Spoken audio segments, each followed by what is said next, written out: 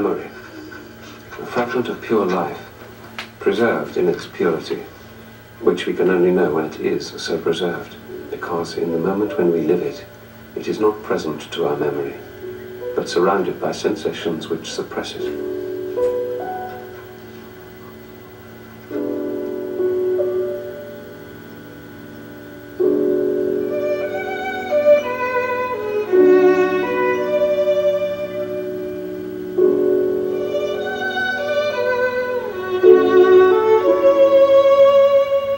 Just entered the courtyard of the Guermont mansion. In my absent-minded state, I failed to see a car which was coming towards me. As I moved sharply backwards, I tripped against the uneven cobblestones. And at that moment, a profound azure intoxicated my eyes. Impressions of coolness, of dazzling light, swirled around me, and in my desire to seize them, I staggered again. And again, the dazzling and indistinct vision fluttered near me, as if to say, "Seize me as I pass, if you can, and try to solve the riddle of happiness which I set you."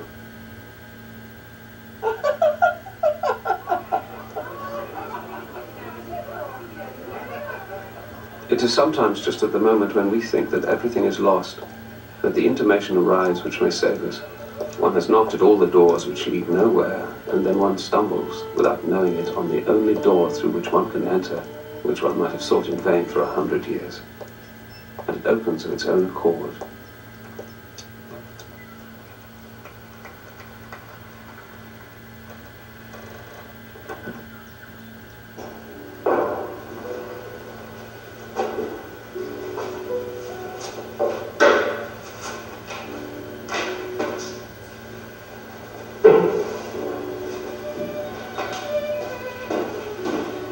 Towards the end of Marcel Proust's prodigious work, À la recherche du temps perdu, the narrator is hurrying to a recital in post-First World War Paris, when a stumble recalls for him, inexplicably, a long-forgotten image from a visit to Venice.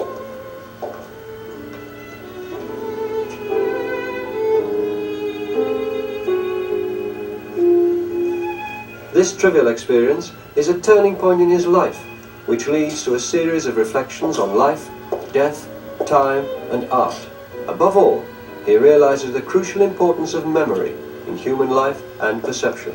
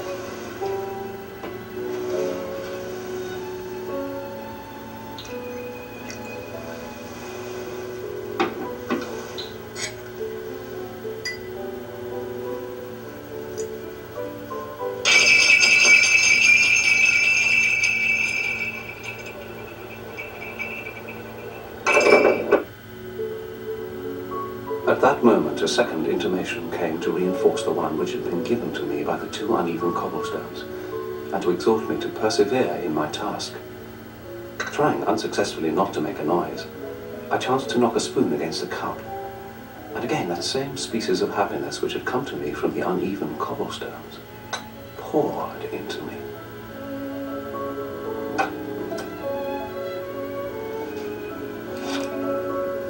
I wiped my mouth with a napkin, and a new vision of azure passed before my eyes. It was an azure that this time was pure, and saline, and swelled into blue and bosomy undulations. For the napkin which I had used to wipe my mouth had precisely the same degree of stiffness and starchedness as the towel with which I had found it so awkward to dry my face as I stood in front of my window at Baalbek.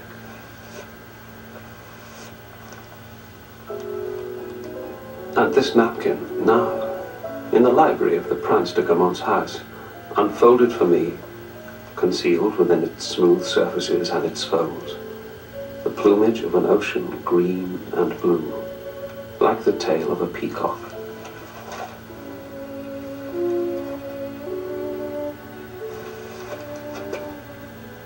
I understood clearly that what the sensation of the uneven cobblestones, the stiffness of the napkin, the sound of the teaspoon had reawakened in me had no connection with what I had frequently tried to recall to myself in Venice, Balbec, Cambrai, with the help of an undifferentiated memory.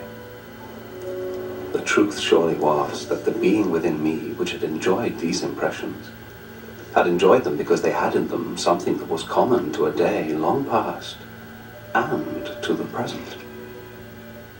Because in some way they were extra-temporal, and this being made its appearance only when it was likely to find itself in the one and only medium in which it could exist and enjoy the essence of things, that is to say, outside time.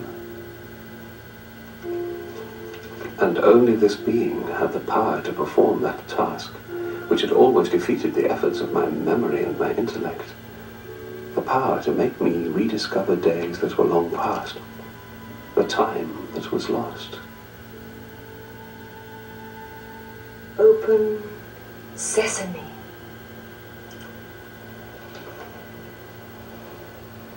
And no sooner had Ali Baba spoken than straightway the portal flew open and he entered within.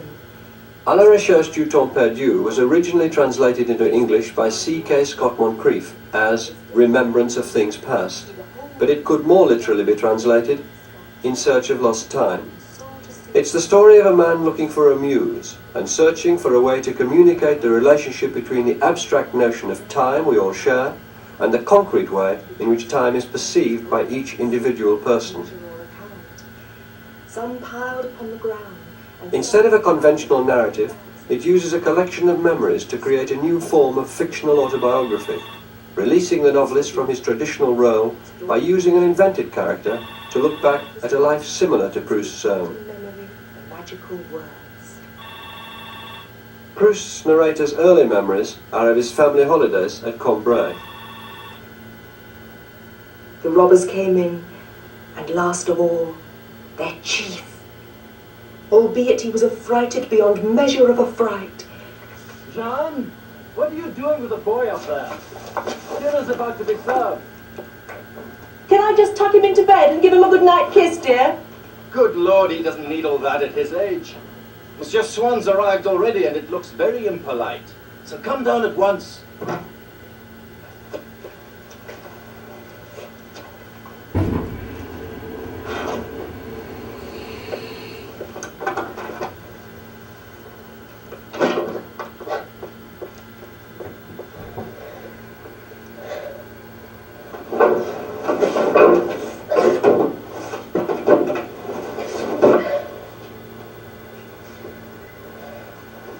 Then suddenly my anxiety subsided. A feeling of intense happiness coursed through me, as when a strong medicine begins to take effect, and one's pain vanishes. I had formed a resolution to abandon all attempts to go to sleep without seeing Mamma. Had made up my mind to kiss her at all costs, even though this meant the certainty of being in disgrace with her for long afterwards, when she herself came up to bed. When I went to meet my mother, and when she saw that I had stayed up in order to say good night to her again, I should not be allowed to stay in the house a day longer. I should be packed off to school next morning. So much was certain. Very well. Had I been obliged the next moment to hurl myself out of the window, I should still have preferred such a fate. But what I wanted now was Mamma, to say good night to her. I had gone too far along the road which led to the fulfillment of this desire, to be able to retrace my steps. I don't think his philosophy will ever amount to much. Marcel's very intelligent. Oh, Fascinating. And of course his grandmother is Noiselessly, I opened the window and sat down on the foot of my bed. I hardly dared move in case they should hear me from below. Outside, things too seemed frozen, wrapped in mute intentness. You may return the books whenever the boys finish with them. Good night, Swan. Good night, Mrs. Swan. Good night, Madame.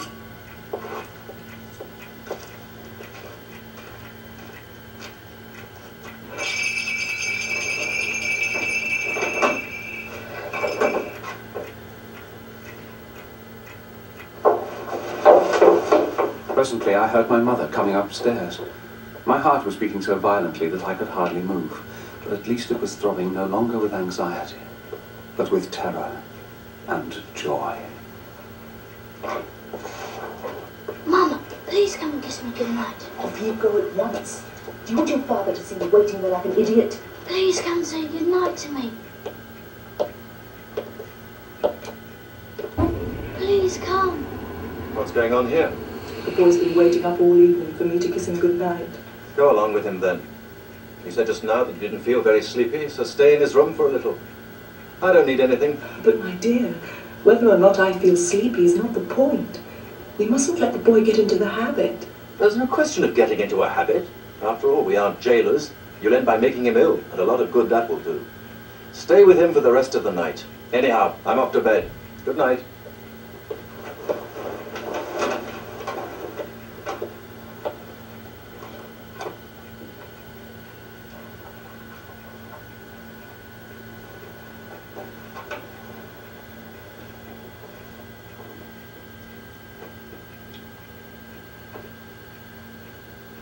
So the morn began to dawn.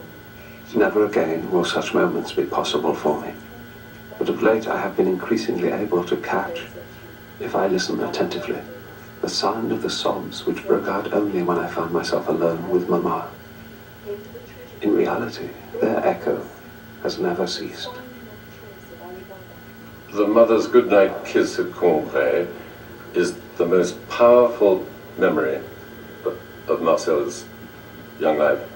It's the crucial event, and it's the key, and it will be reverted to throughout the whole novel. It's the key to Proust's painfully subjective psychology of love. He talks about this terrible need of a person, and the insensate, agonizing need to possess exclusively. Love as reassurance, as assuagement. This will apply to all his future relationships with women. One of the most important things Proust did for our literature is to have shown the unclearness of conscience. If you wish, we can call that the unconscious side of our mind. In the French tradition, we have that idea of clarity, clearness, transparency. But Proust showed that our mind is extremely obscure for us. And he says that that scene was always in the mind of the narrator. The narrator during all his life went on crying and sobbing, but he didn't know that. And he needed a kind of a magic event in order to be able to understand that and to leave them a second time. Discovery of an unconscious memory allows Proust's narrator to relive his past with a deeper appreciation of its significance. The setting for his important childhood memories is Combray, based on a small market town in the Loire Valley, originally called Illiers, but now renamed in honour of the novel. Proust's own family travelled from Paris to his Aunt Leonie's house at Illiers every summer, until the boy's worsening bouts of asthma made long visits to the countryside impossible, and they became a remote childhood experience, a lost time. Proust's father was an eminent surgeon and professor of the Academy of Medicine. His mother, the daughter of a wealthy Jewish stockbroker. The young Proust was a voracious reader who'd read most of the classics by his early teens. His schoolmasters in Paris remarked on his brilliant and original prose style, and he studied at the Sorbonne, where 19th century cause and effect thinking was being challenged by Professor Henri Bergson's philosophy based on the ceaseless flow of the human mind. The precise, elegant style with its long, flowing sentences and the philosophy which explored how the mind itself worked were to combine into one of the longest and most thorough books ever written. Started in 1909 as a two-part novel, It eventually expanded into 7 parts, published in 13 volumes, as Proust, driven by illness and dedication to his task, gradually retreated more and more to his cork-lined bedroom in Paris to revise and expand his manuscripts. He reworked the text obsessively until his death in 1922, gluing together long concertinas of amendments and additions, as he strove for ever more profound insights into human behaviour and precise descriptions of his age.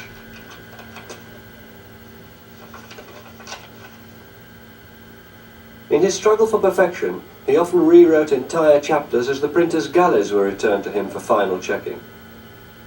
The novel invites the reader to enter another person's mind, where a trivial experience, like the taste of a Madeleine cake dipped in tea, can echo across space and time.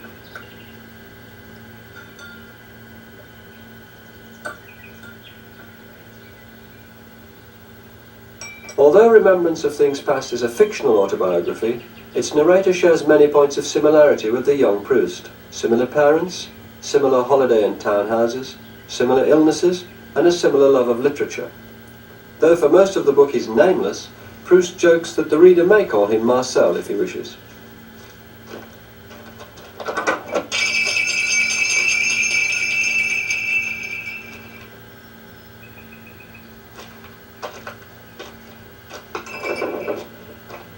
Two walks which both the young Proust and the young Marcel enjoyed start from Illier-Combray. In the book, they become powerful and complex symbols, representing two paths through life, leading in apparently opposite directions. The Guermantes Way leads along the river, towards the country seat of the aristocratic Guermantes family, whose age-old title, like the river, flows on through time. It represents high society, frivolity, and the traditional French Christian values of Proust's father's family. But it's the path towards the neighbouring village of Méséglise which has a more immediate appeal for the young Marcel and determines the course of his early life. That represents culture, spirituality, and the power of art to overcome time, values attributed to his parents' friend Charles Swann, past whose estate it leads. Swann is a bourgeois who succeeded on his own merit, an aesthete, an art historian, and like Proust's mother, an assimilated Jew. So the way towards Méséglise becomes known as Swann's Way.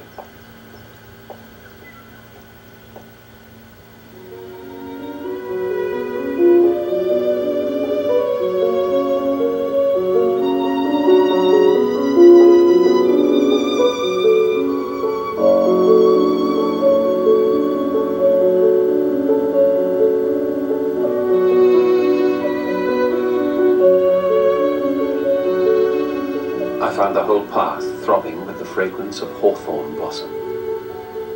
The hedge resembled a series of chapels whose walls were no longer visible under the mountains of flowers that were heaped upon their altars, while beneath them the sun cast a checkered light upon the ground, as though it had just passed through a stained glass window. And their scent swept over me, as unctuous, as circumscribed in its range as though I had been standing before the Lady Altar. And the flowers held out each its little bunch of glittering stamens with an absent-minded air, and blossomed out into the fleshy whiteness of strawberry flowers.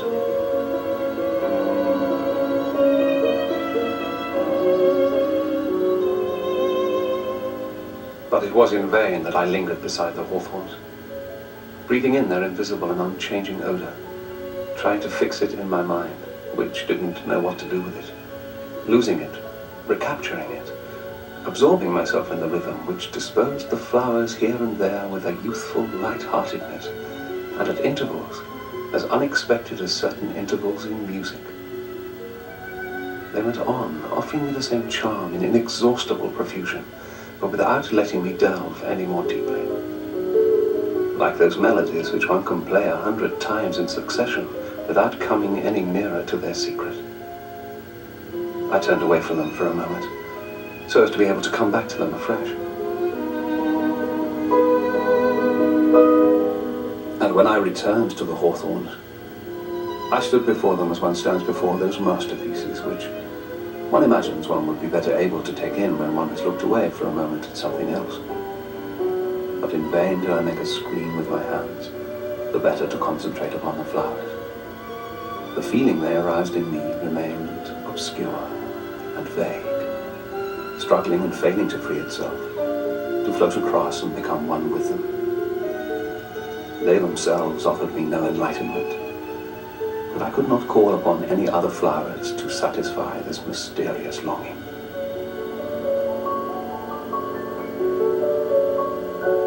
For someone who's often thought of as a sickly intellectual, scribbling away in a cork-lined room when he wasn't flitting around the aristocratic salons of Paris, Proust had an extraordinary feeling for nature. Nature seems almost to be a living character in the novel, and he applies to it the same sort of psychological insights and the precise, minute observation that he applies to his people. His prose is full of images and metaphors from the natural sciences, not only botany but also zoology and geology and even physics and chemistry. Science, as we take it generally, is not sufficient. It's not. You need absolutely to have also art, and you have to meditate upon what made art, and to try to find new ways to relate all these aspects of human thought.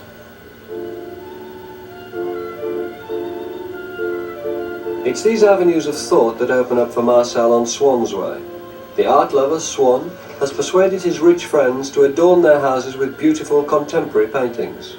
Like many of Proust's characters, he's based on a real person, Charles Haas, in this painting by Tissot. Swann encourages the young Marcel's reading, and, friendly with artists and writers, seems to live in a world of culture and romance. But Swann has a more earthy side. He's made a scandalous marriage, and it's on the same walk that Marcel first sees the girl who becomes the focus of his adolescent desires, Swann's daughter, Gilberte.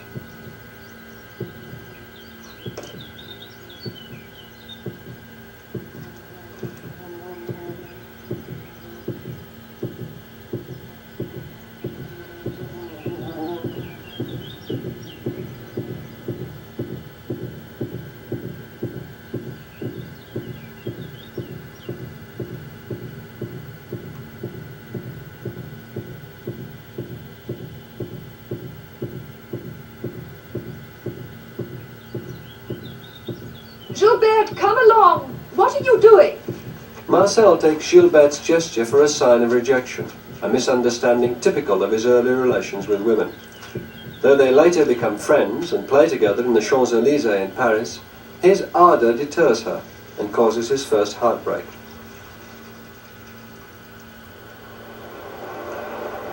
It's again on Swann's advice that Marcel visits the seaside resort of Balbec, where he meets Albertine, the girl who replaces Gilberte in his affections and who agrees to take a room in his hotel for the night.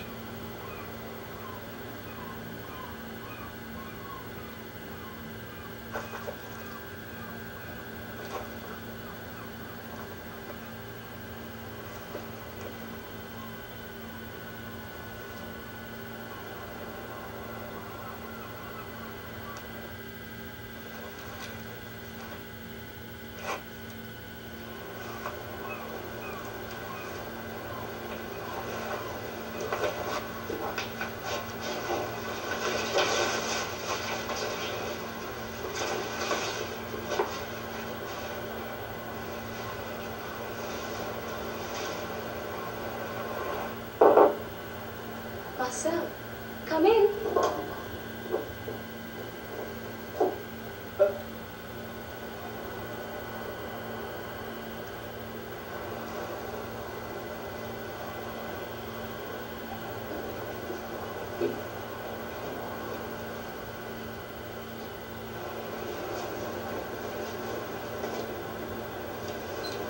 Stop, I'll ring the bell.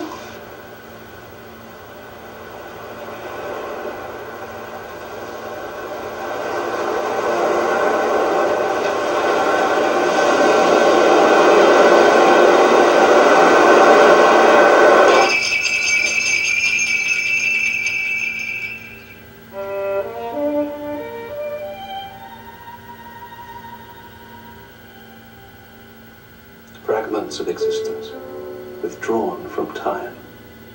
These then were perhaps what the being, 3 times, 4 times, brought back to life within me, and just now tasted.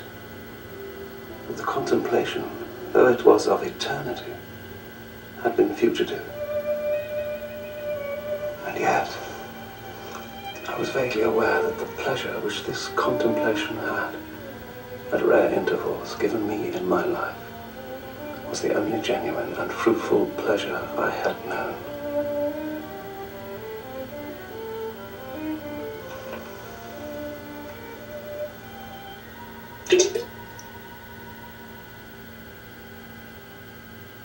I remembered with pleasure because it showed me already in those days I had been the same, and this type of experience sprang from a fundamental trait in my character, as already at Cambrai I used to fix before my mind for its attention some image which had compelled me to look at it, because I had the feeling that perhaps beneath these symbols there lay something of a quite different kind which I must try to discover. No doubt the process of decipherment was difficult, but only by accomplishing it could one arrive at whatever truth there was to read. Whether I was concerned with the impressions like the one I received from the hawthorn at Cambrai, or with reminiscences like those of the unevenness of the 2 steps, the task was to interpret the given sensations as signs of so many laws and ideas, by trying to draw forth from the shadow what I had merely felt, by trying to convert it to its spiritual equivalent. And this method, which seemed to me the sole method, what was it but the creation of a work of art? Already the consequences came flooding into my mind. First, their essential character was that I was not free to choose them. I had not gone in search of the 2 uneven cobblestones of the courtyard on which I had stumbled.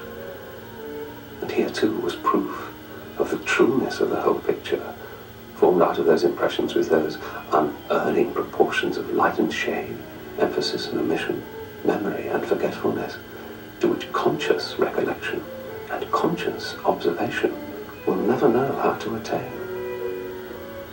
As for the inner book of unknown symbols, which my attention, as it explored my unconscious, groped for and stumbled against like a diver exploring the ocean bed, if I tried to read them, no one could help me with any rules, for to read them was itself an act of creation.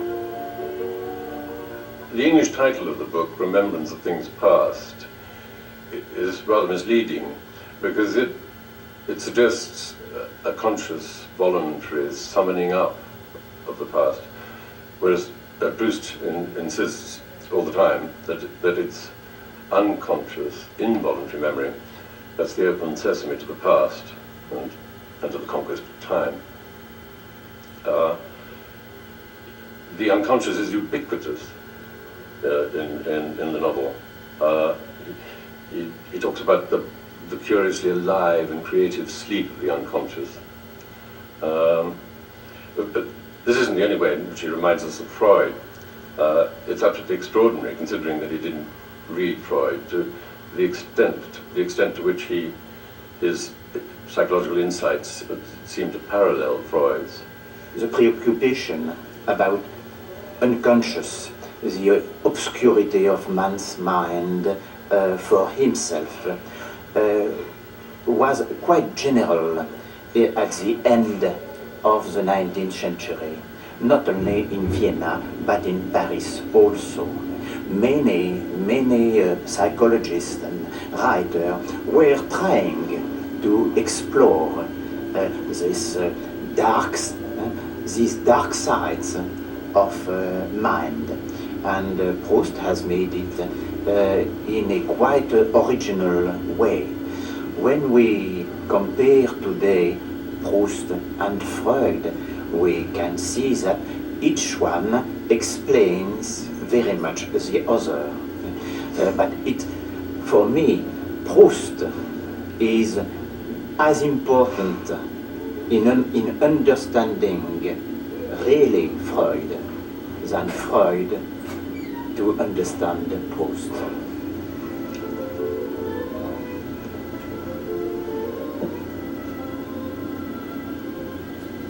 At every moment, the artist has to listen to his instinct. And it is this that makes art the most real of all things.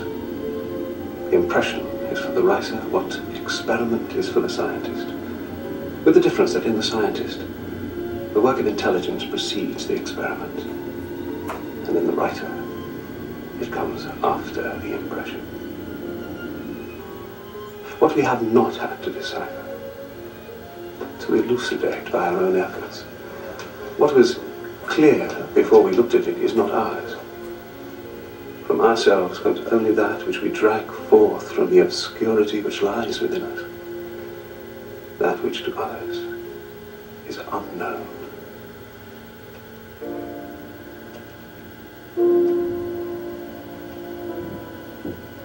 The reality that the artist has to express resides, as I now began to understand, not in the superficial appearance of his subject, but at a depth at which that appearance matters little.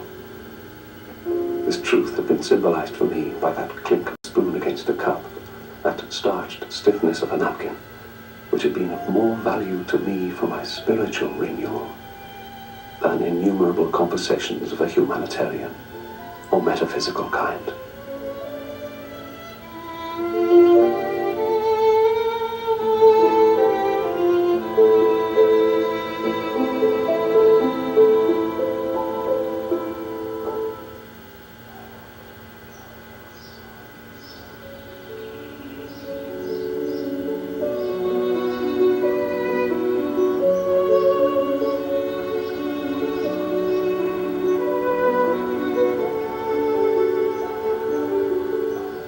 Along the Guermantes way, I used to dream that Madame de Guermantes, taking a sudden capricious fancy to me, invited me to the ducal park. She would make me tell her all about the poems that I intended to compose. And these dreams reminded me that, since I wished someday to become a writer, it was high time to decide what sort of books I was going to write. But as soon as I asked myself that question, and tried to discover some subject to which I could impart a philosophical significance of infinite value, my mind would stop like a clock. My consciousness would be faced with a blank. I would feel either that I was wholly devoid of talent, or perhaps some malady of the brain was hindering its development.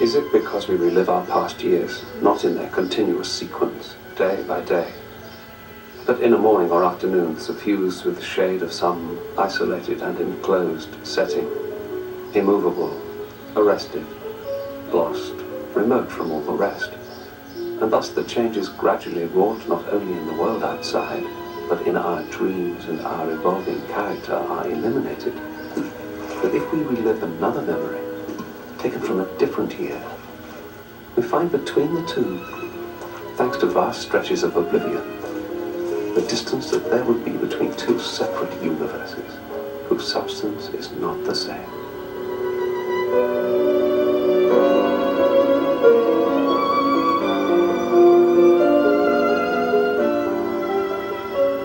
An inheritance in his late teens enables Marcel to enter the high society he's imagined in childhood.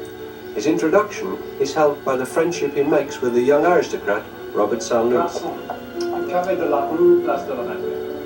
Between the years of my Cambrai life and the years when I would go out to dine with Robert Saint-Louis, what a world of differences. I felt on perceiving them an enthusiasm which might have borne fruit had I remained alone, and would thus have saved me the detour of many wasted years through which I was yet to pass before the invisible vocation of which this book is the history, declared itself. But Robert, having finished giving instructions to the driver, now joined me in the carriage. The ideas that had appeared before me took flight. They are goddesses who deign at times to make themselves visible to a solitary mortal, But as soon as a companion joins him, they vanish. And I found myself thrown back on the friendship. Tell me, am I right in thinking that I heard Madame de Villeparisis say to your uncle that he was a Guermantes? But of course, Palamé de Guermantes. Surely not the same Guermantes who have a place in Cambrai. I claim descent from Geneviève de Brabant. Most certainly. My uncle, who is the very last word in heraldry and that sort of thing, would tell you that our cry, our war cry, that is to say, which was changed afterwards to Passavant, was originally Cambrai-zy.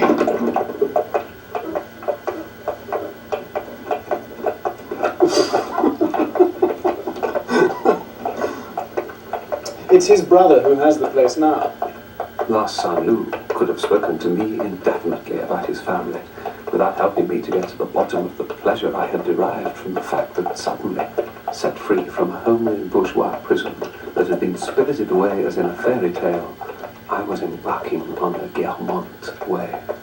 You know the Chateau de Guermantes. Have you visited it? Perhaps you know my aunt de Guermantes Le Tournuy, who lived there before. Oh no, but I have heard of it. They have all the busts of the old lords of Guermantes there, don't they? Yes, it's a fine sight, I can tell you. Between you and me, I look on all that sort of thing as rather a joke.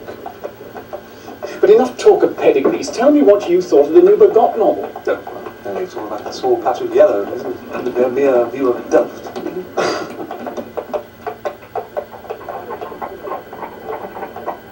The Guermantes way leads Marcel, like his creator, Proust, to another notion of lost time. Time wasted in Parisian café society and in the world of the Faubourg Saint-Germain, the exclusive salons organized by rich, fashionable and powerful ladies of the French aristocracy.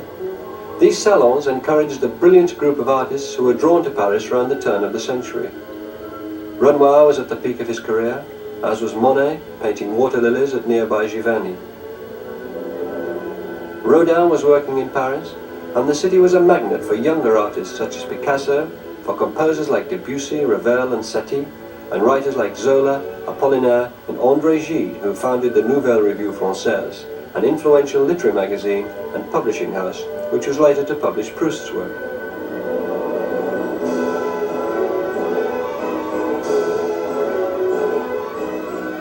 La recherche du temps perdu describes Parisian society in meticulous detail, and the insight with which it portrays the artistic revolution that was taking place, as well as the psychological motivations of the people, the fashions, preoccupations and social customs of the era, are hallmarks of Proust's work. From the naughty 90s to the First World War, Paris enjoyed the Belle Époque. But Proust shows the city behind the popular image of the Folies Bergère and Moulin Rouge, a city where shopgirls and boys could be bought for sex for a few francs. Proust was a homosexual, and the book makes a study of what he calls inversion, which he felt was so prevalent but unrecognized in French society at the time. Many of the characters in the book have homosexual affairs. Baron Charlieu, one of Proust's major comic creations, reputedly based on the outrageous behavior of the poet Montesquieu, is tied and whipped in a powerful scene of the kind that Proust probably observed on his own visit to homosexual brothels. As a young man with money and wit, Proust was welcomed by the glittering salons of the Faubourg Saint-Germain and was able to observe and describe a ruling class in financial, moral and spiritual decay.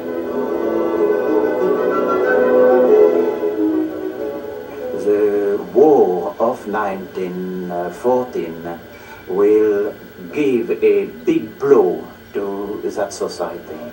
And one of the points is that the old aristocracy which has so much prestige still, is losing it more and more, and its power is almost entirely imaginary, and because they are poor, and the Jews and the Jewish bourgeoisie is very rich at that time and becomes more and more powerful. It's a very long evolution. It took centuries to develop, but there is a crisis at that time, and you have a symbol of it in the marriage between Robert de Saint-Loup, who is Guermante's way, and Gilberte Swann, who is, of course, Swann's way. And Gilberte is the rich daughter of an elegant Jewish society man, but who is despised in many ways by high society. Proust is, I think, one of the most devastating critics of high society. He's tremendously severe on the cruelty and arrogance and fatuousness and mercenariness of all these knobs. In impeaching them, he usually does it in a sort of deadpan, low-key way, which sometimes rises to high comedy. But he's often brutally satirical as well. The stories that people told escaped me. But what interested me was not what they were trying to say, but the manner in which they said it, and the way in which this manner revealed their character or their foibles. Or rather, I was interested in what had always, because it gave me specific pleasure, been more particularly the goal of my investigations. The point that was common to one being and another. If I went to a dinner party, I did not see the guests.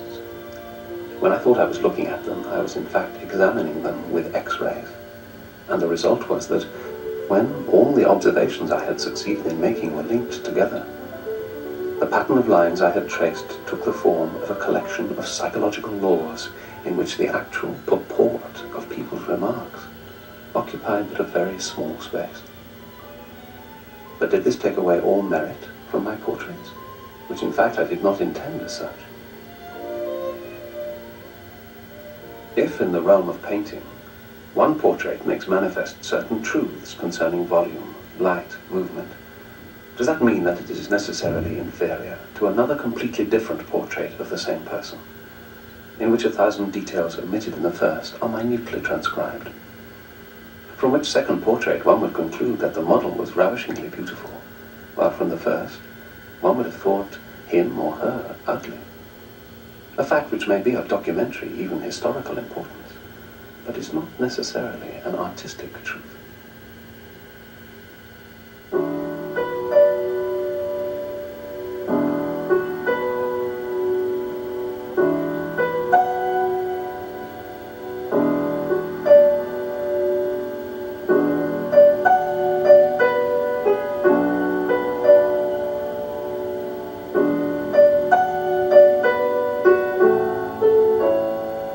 Distracted by his social life, Marcel despairs of ever creating a masterpiece of his own.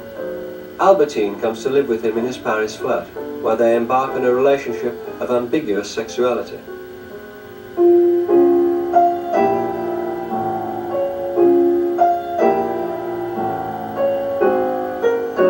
As Albertine played, she knew and, I think, understood the joy that my mind derived at these first hearings from the task of modelling a still shapeless nebula. It seemed to me, when I abandoned myself to the music, that art might be real, that it was something even more than the nerve-tingling joy of a fine day or an opiate night that music can give. A more real, more fruitful exhilaration, to judge at least by what I felt. It is inconceivable that a piece of sculpture or a piece of music which gives us an emotion that we feel to be more exalted, more pure, more true, does not correspond to some definite spiritual reality, or life would be meaningless.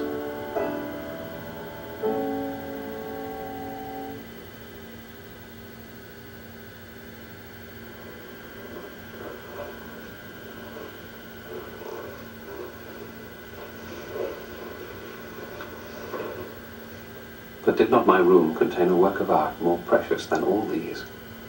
Albertine herself.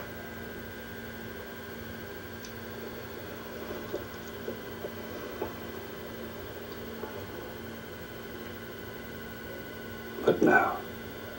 Albertine was for me not at all a work of art. The pleasure and the pain that I derived from her never took the line of taste and intellect in order to reach me. Marcel's desire to possess Albertine completely becomes an obsession, and he's tormented by fears of her lesbianism, which he's unable either to prove or disprove. Though she's compliant, charming, and subject to his whim, he can never trust her veracity, and through this and her early death, learns the limits of his own power in love. I did not know then the nature of the lessons through which one serves one's apprenticeship as a man of letters. In this process, the objective value of the arts counts for little. What we have to bring to light and make known to ourselves is our feelings, our passions. That is to say, the passions and feelings of all mankind. A woman whom we need and who makes us suffer elicits from us a whole gamut of feelings, far more profound and more vital than a man of genius who interests us.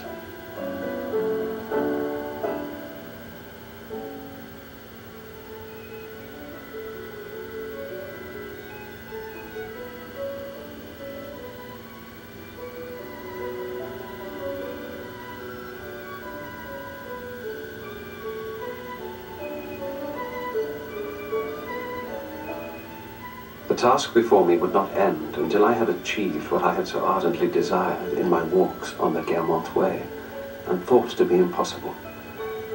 Just as I had thought it impossible that I should ever go to bed without seeing my mother, or later, that Albertine loved women, though in the end I had grown to live with this idea without even being aware of its presence. For neither our greatest fears nor our greatest hopes are beyond the limits of our strengths. We are able in the end to dominate the first and to achieve the second. But was there enough time? And was I still in a fit condition to undertake the task? As some of the guests entered from the drawing room, the theatrical disguises of the faces awakened in me another notion of lost time. For a few seconds I did not understand why it was that everyone appeared to have put on a disguise. In most cases a powdered wig, which changed him completely. These were puppets bathed in the material colors of the years. Puppets which exteriorized time. Marcel!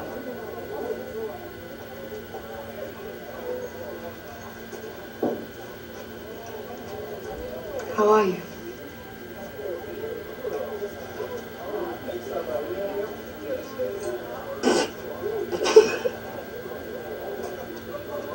Took me for Mama. And it's quite true, I am beginning to look very like her. She'll burst. It's been a long time. I heard you had a hard war. It was a wonderful letter that you wrote when Robert was killed at the front. Thank you.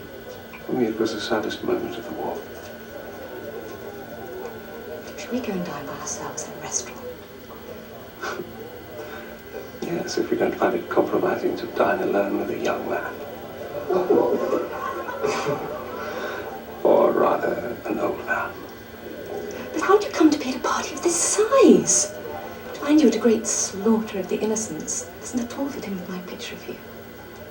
But really, since you do sometimes emerge from your ivory tower, wouldn't you prefer little intimate gatherings, which I can arrange for you with just a few intelligent and sympathetic people? I should always like to meet young girls who could renew within me the dreams and sadnesses of my youth, and grant me, on an improbable day, a single chaste kiss. Let me fetch my daughter. I'd so love to introduce you to her. She's over there, and I'm sure she'd make a charming friend for you. Darling, this is Marcel, your father's friend whom I used to play with when I was a little girl. Enchanté.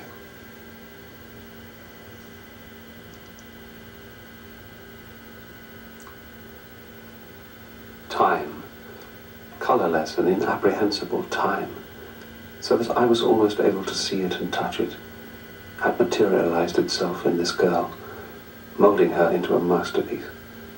I thought her very beautiful, still rich in hopes, full of laughter, formed from those very years which I myself had lost. She was like my own youth. Was she not like one of those star-shaped crossroads in a forest, where roads converge that have come, in the forest as in our lives, from the most diverse quarters? Numerous for me were the roads which led to Mademoiselle Saint-Loup, and which radiated around her.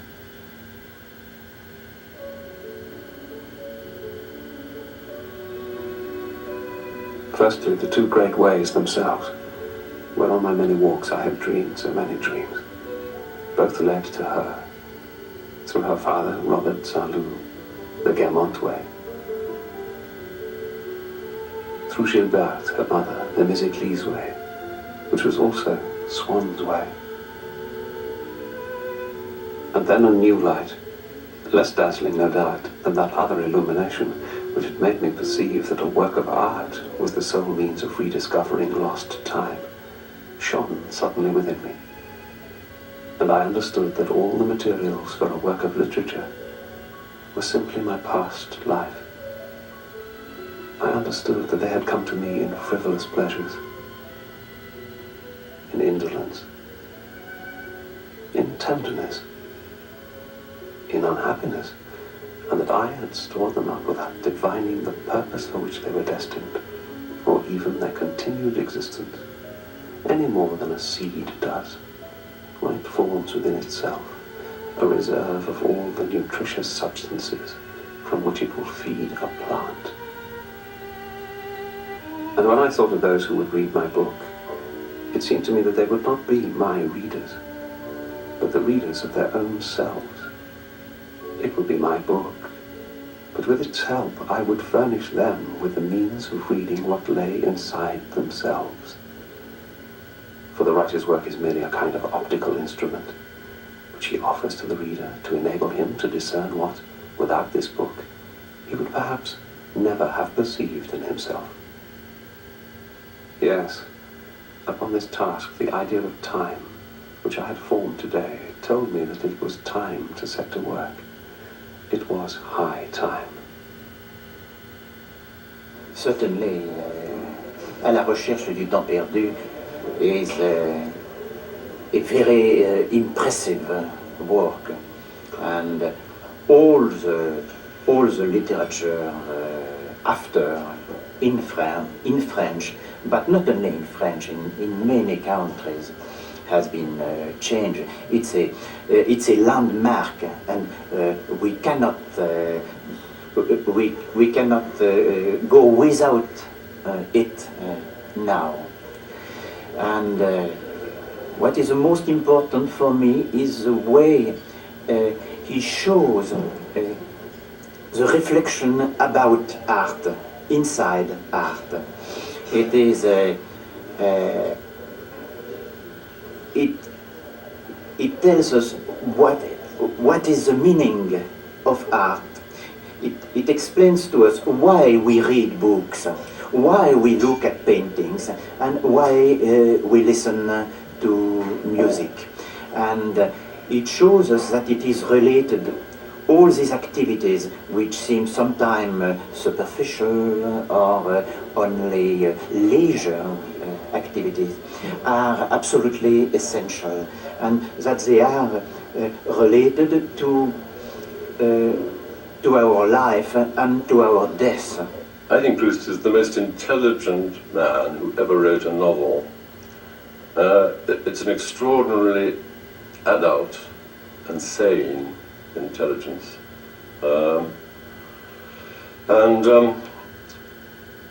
If he has a lot to say to us, I think he'll have just as much to say to the people of the 25th century. His book is one of the great masterpieces of fiction in the history of literature. À la recherche du temps perdu is one of the great entrances or doors to the mind of next century. We begin only to read Proust. Would there be enough time to set down the observations for which my work would have to be constructed exclusively, and capable of being used for the purpose of my work? I felt jostling with each other within me a whole host of truths concerning time, human passion, character, and conduct. In my awareness of the approach of death, I resembled a dying soldier, and like him too, before I died, I had something to write. But my task was longer than his. My words had to reach more than a single person. My task was long. The book which Marcel returns home to write is, of course, the book we've just read from. During the years between the First World War and his death in 1922, Proust became a virtual recluse, venturing out into the glittering social world he'd once inhabited, only to research material for the work to which his life was now dedicated absolutely. The 2 volumes which had been printed by 1919 were enough to win him the Prix Goncourt, France's highest literary award. The work was not published in its completed form until 1927, 5 years after his death.